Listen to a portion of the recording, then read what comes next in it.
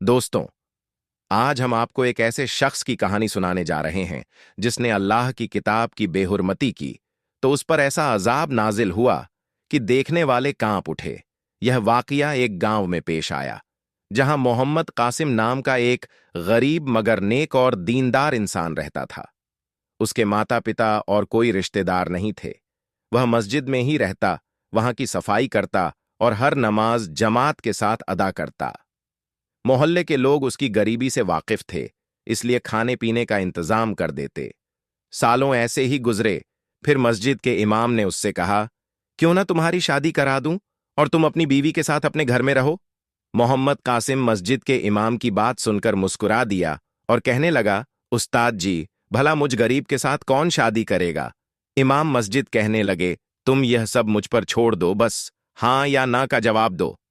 मोहम्मद कासिम कहने लगा, उस्ताद जी, अगर आपकी की नज़र में कोई ऐसी लड़की है जो मुझे कबूल कर सके तो फिर मुझे क्या तराज हो सकता है। फिर इमाम मस्जिद ने बताया कि मेरे दूर के रिश्तेदारों में एक लड़की है जो तलाक याफ्ता है। मैं अगले जुमे तक तुम्हारा निकाह उससे ही करवा दूंगा। इससे पहले तुम्हें यह करना होगा कि किराए के लिए अपना घर ढूंढ लो जहां तुम दोनों मियां बीवी सुकून से रह सको, और घर का किराया देने की तुम बिल्कुल फिक्र ना करना। यह सब तुम मुझ पर छोड़ दो। मोहम्मद कासिम ने किराए के लिए घर तो ढूंढ लिया, लेकिन निकाह की तैयारी के लिए उसके पास कोई पैसा नहीं। ठाट निकाह से एक दिन पहले वे मस्जिद के इमाम के पास आया और कहने लगा, उस्ताद जी, मैंने किराए के लिए मकान तो ढूंढ लिया है, लेकिन मेरे पास निकाह के खर्च के लिए कुछ भी नहीं है। उसके उस्ताद ने कहा, बेटा, तुम फिक्र ना करो, तुम बस सुबह निकाह के लिए तैयार रहना। जैसे ही जुमा का सूरज निकला, मौलवी साहब ने मस्जिद में ऐलान करवा दिया, अगर किसी के पास कोई भी चीज अल्लाह की राह में देने के लिए है तो वह आकर मस्जिद में दे जाए। बेशक कपड़े हों, बर्तन हो या पैसे हों। बहुत से लोग अपने घरों से सामान उठाकर मस्जिद में ले आए। सारा सामान उठवा कर मोहम्मद कासिम के घर भिजवा दिया गया। जौहर की नमाज के बाद मोहम्मद कासिम का निकाह मौलवी साहब ने बहुत ही सादगी से पढ़ाकर दोनों मियां बीवी को किराए वाले मकान में रुखसत कर दिया। मोहम्मद कासिम की बीवी बहुत ही नेक और साबिर खातून थी। उसने कभी भी अपने शौहर से किसी चीज की कोई फरमाइश नहीं की। वह नमाज पढ़ती और हर वक्त अल्लाह का शुक्र अदा करती। मोहम्मद कासिम शादीशुदा होने के बाद भी रोजाना मस्जिद की सफाई करता और बाजमात नमाज अदा करता। मस्जिद की सफाई करने के बाद वह रोजाना घर से काम की तलाश में निकल जाता और उसकी बीवी हर वक्त अपने अल्लाह से दुआएं करती, ऐ अल्लाह, मेरे शौहर के लिए कोई वसीला बना दे और उसे कोई कामकाज मिल जाए। काम की तलाश करते करते मोहम्मद कासिम एक अल्लाह वाले के पास पहुंच गया। वहां उनके पास बहुत सारे लोग जमा थे जो अपने मसाइल और मुसीबतें लेकर आते थे। वह अल्लाह से उनके लिए दुआ करते और अल्लाह पाक उनकी तमाम परेशानियों को दूर कर देता। सबसे खास बात यह थी कि वहां बहुत ही उम्दा खाना बनता था। इसी खाने की वजह से मोहम्मद कासिम को वहां नौकरी मिल गई। उसकी जिम्मेदारी गरीबों में खाना तकसीम करने की थी। अल्लाह वाले मोहम्मद कासिम को इस काम के लिए पैसे दिया करते थे। जो खाना बच जाता वह उसे अपने और अपनी बीवी के लिए घर ले आता। धीरे धीरे उनके घर के हालात बेहतर होने लगे। शादी के एक साल बाद अल्लाह ताला ने उन्हें एक खूबसूरत बेटी से नवाजा। मोहम्मद कासिम और उसकी बीवी बहुत खुश थे कि अल्लाह ने उन्हें अपनी रहमत से नवाजा है। वे अपनी बेटी का बहुत ख्याल रखते और उसके नाज नखरे उठाते। बेटी के एक साल गुजर जाने के बाद अल्लाह पाक ने उन्हें दूसरी बेटी से नवाजा। मोहम्मद कासिम फिर भी बहुत खुश हुआ कि अल्लाह ने उसे फिर से औलाद से नवाजा है। उसकी बीवी कहने लगी, मैं चाहती हूं कि अल्लाह पाक अगली दफा हमें बेटे से नवाजे। मोहम्मद कासिम मुस्कुराकर कहने लगा, क्या तुम्हें नहीं पता कि अल्लाह पाक वहां बेटियां देता है जहां वह खुश होता है। उसकी बीवी बोली, हां मुझे पता है, लेकिन बहनों का भाई होना बहुत जरूरी है। आप बस अपने अल्लाह वाले से कहिए कि हमारे लिए दुआ करें कि अगली बार अल्लाह हमें बेटे से नवाजे। मोहम्मद कासिम उसकी बातें सुनकर मुस्कुराया और अपने काम पर चला गया। कुछ महीनों बाद उसकी बीवी फिर से उम्मीद से हो गई। उसने अपने लिए अल्लाह वाले से भी दुआ करवाई और खुद भी अल्लाह से गिड़गिड़ा कर दुआएं करती रही। अल्लाह, इस बार मुझे अपनी नियमत से नवाजना। लेकिन अल्लाह पाक ने उन्हें तीसरी बार भी बेटी से नवाज दिया। तीसरी बेटी की पैदाइश पर उसकी बीवी बहुत परेशान हुई। मोहम्मद कासिम की बीवी अपने शौहर से कहने लगी, अब मुझे अपने अल्लाह वाले के दरबार में लेकर चलिए, मैं खुद उन्हें अपना मसला सुनाऊंगा, करेंगे तो अल्लाह पाक मुझे बेटे से नवाजेगा। मोहम्मद कासिम ने कहा, नहीं, आप घर पर रहकर दुआ करें, मैं खुद आपका मसला उन्हें सुना दूंगा। जब 1 साल और बीता तो अल्लाह पाक ने उन्हें चौथी बेटी से नवाजा। चौथी बेटी की पैदाइश पर उसकी बीवी बहुत रोई और कहने लगी, हमारे घर में पहले ही गरीबी है, अल्लाह पाक ना जाने हमें क्यों बार बार बेटियां दे रहा है। मोहम्मद कासिम ने उसे समझाते हुए कहा, तुम खुद अल्लाह की शुक्रगुजार बंदी हो, तुम्हारे मुंह से ऐसी बातें अच्छी नहीं लगती। तुम तो खुद कहती हो कि अल्लाह बेटियां जहां पैदा करता है वहां उनका रिजक भी भेजता है। बीवी बोली, मैं मां हूं, मेरा दिल चाहता है कि अल्लाह मुझे बेटे से नवाजे। 1 साल और बीता और इस बार भी अल्लाह पाक ने उन्हें बेटी से नवाजा। पांचवी बेटी की पैदाइश पर उसकी बीवी फूट फूट कर रोने लगी और अल्लाह से गिड़गिड़ा नहीं लगी, ऐ अल्लाह, मैं तेरी नसुरी नहीं कर रही, तेरे हर फैसले से राजी हूं, लेकिन बहनों का भाई होना बहुत जरूरी है। तुझे तेरे महबूब का वास्ता, बीबी फातिमा का वास्ता मुझे बेटे से नवाज दे। उसने अल्लाह ताला के सामने कई मन्नतें मांगी और खूब नवाफिल पढ़ने, रोजे रखने और दुआएं करने का वादा किया। इस बार वह अपने शौहर के साथ अल्लाह वाले के पास चली गई और खूब रो रो कर गिड़गिड़ा, आप तो अल्लाह के वली हैं, अल्लाह आपकी दुआ जरूर कबूल करता है, मेरे लिए एक बार दुआ करें कि अल्लाह मुझे बेटे से नवाजे। लेकिन अल्लाह पाक को कुछ और ही मंजूर था। इस बार भी उन्हें बेटी से नवाजा गया। दुआएं मांगते मांगते 10 साल गुजर गए। हद तो तब हो गई जब मोहम्मद कासिम और उसकी बीवी को 7वीं बेटी की खुशखबरी मिली। 7वीं बेटी की पैदाइश पर मोहम्मद कासिम की आंखों में भी आंसू आ गए। उसने आसमान की तरफ देखा और अल्लाह का शुक्र अदा करते हुए कहा, या अल्लाह, तेरे हर काम में कोई ना कोई बेहतरी है। मैंने तुझसे कभी कोई शिकवा नहीं किया, क्योंकि तू रहमान है और रहीम है, बिन कहे ही समझ जाता है। फिर उसने फूट फूट कर कहा, मेरा ना तो कोई भाई है ना बाप, अगर मेरा खुद का बेटा ना हुआ तो मैं कैसे जी पाऊंगा। बेटे तो बाप के बाजू होते हैं। उसकी यह हालत देखकर उसकी छोटी छोटी बेटियां भी रोने लगीं। उन्होंने अपने छोटे छोटे हाथ उठाए और मासूमियत से अल्लाह से दुआ की, ऐ अल्लाह, हम बहनों को खेलने के लिए भाई चाहिए। मोहम्मद कासिम सुबह खाना खाकर अल्लाह वाले के दरबार पर चला गया। जैसे ही उसकी छुट्टी हुई वह दरबार में बैठ गया।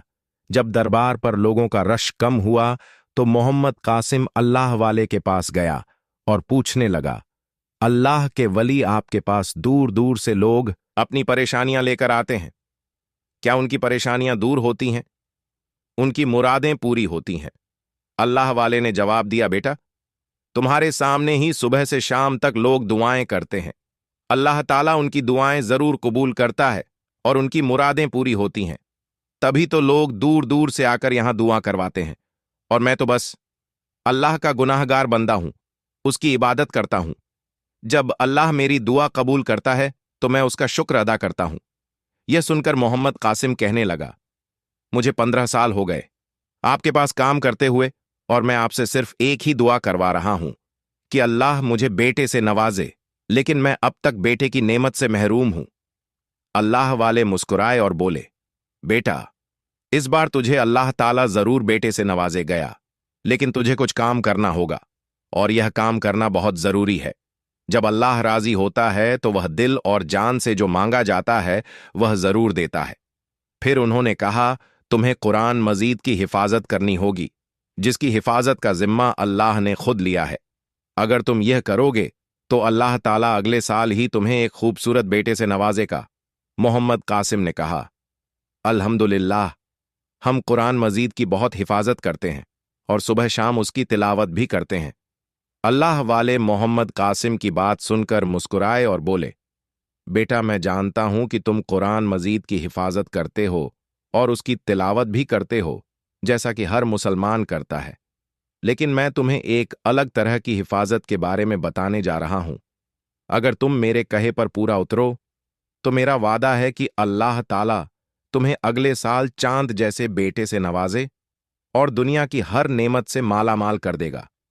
इसके बाद अल्लाह वाले ने कहा, इसके लिए तुम्हें 1 साल के लिए मेरे दरबार से छुट्टी लेनी होगी। और गांव के बाहर एक वीरान बस्ती में एक बड़ा गड्ढा खोदना होगा।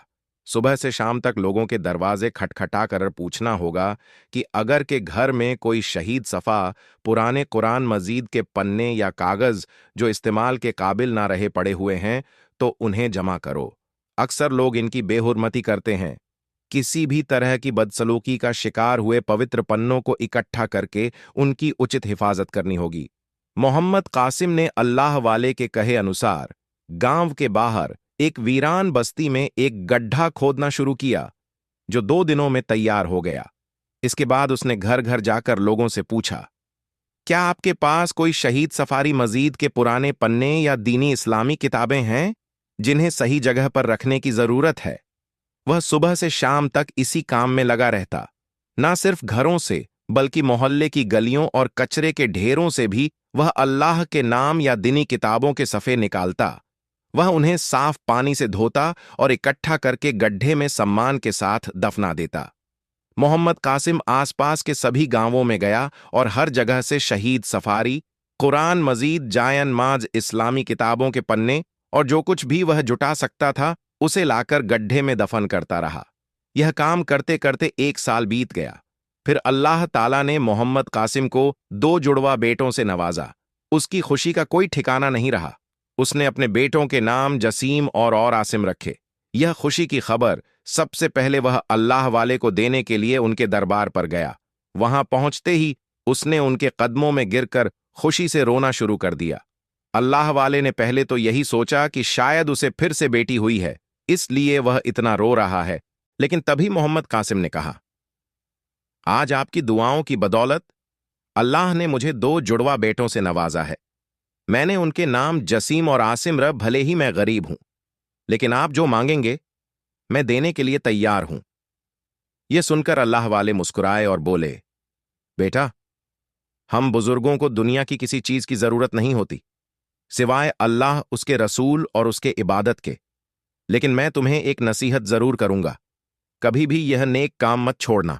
अपने बेटों से भी यह काम करवाना और अल्लाह पर भरोसा रखना। बाकी सब अल्लाह संभाल लेगा। अल्लाह वाले की बातें सुनकर मोहम्मद कासिम घर लौटा। उसने देखा कि उसकी बीवी और बेटियों के चेहरे खुशी से चमक रहे थे। उसने अपनी बीवी से कहा, अल्लाह ने मुझे आज जिंदगी की सबसे बड़ी खुशी से नवाजा है, इसलिए मैं चाहता हूं कि इस खुशी में ऐसा अनोखा काम करूं जिससे मेरा अल्लाह और दुनिया दोनों खुश हो जाए।